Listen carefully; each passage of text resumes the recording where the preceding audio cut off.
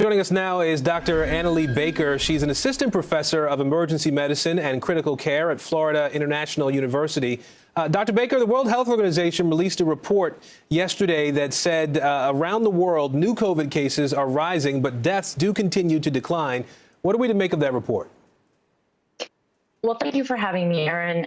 It is always a little bit difficult to interpret those numbers because we know that deaths will always lag behind hospitalization and case rates. So I think what we may be seeing right now, we've seen cases going down, which is certainly encouraging, and then starting to come back up, which we think may be related to the variant.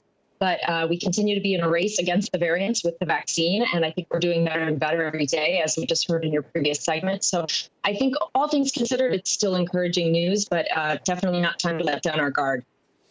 Disneyland just announced a plan to reopen at the end of April. They're going to start with about a 15% capacity there. Does that timing and that percentage seem about right to you?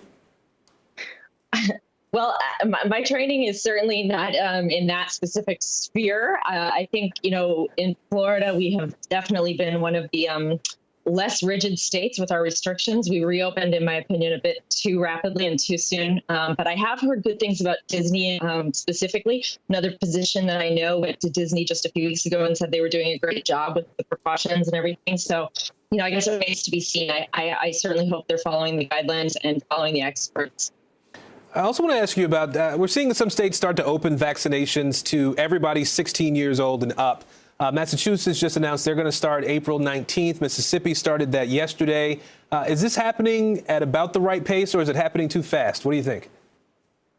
Oh, I think it's great. I'm very happy to see this happening. 16-year-olds have very similar physiology to adults.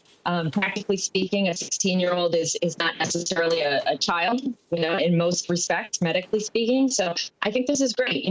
We have thousands of kids enrolled in these trials already, and we're only going to continue to get more and more data.